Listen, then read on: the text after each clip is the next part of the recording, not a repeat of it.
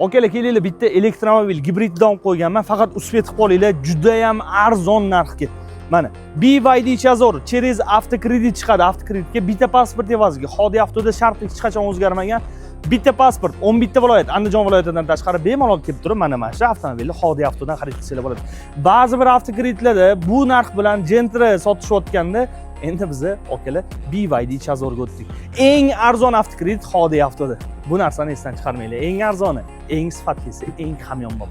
2024-yilda ishlab chiqarilgan BYD Chazor avtomobili gibrid versiyasi bo'ladi. 55 talikning eng fulli.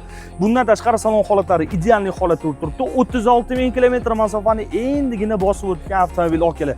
Bemalol kelib turib, kelasizlar xarid qilasiz. Bitta mana shu krilosda kraskasi bor, qo'yin joylari bemalol lyuboysi bilan kelib tekshirib olinglar. Sababi o'zimiz ham naqd pulga tikyapmiz.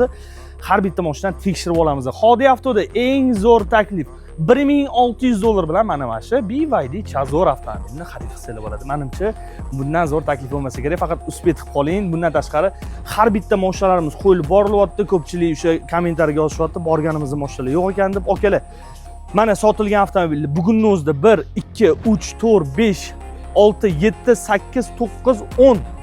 11-si уже notarius ketdi. 11 ta mashina bir kunning o'zi sotildimi? Значит, siz ertalab keling, eng yaxshi takliflarni ertalabdan qabul qilib olsangiz bo'ladi. Xodi avto sizni ishonchingiz uchun harakat qilyapti. Telegram kanaliga o'tib olsangiz, undan ham ko'proq ma'lumotga ega bo'lasiz. Joninglar sog' bo'lsin, like, podpiska sizdan.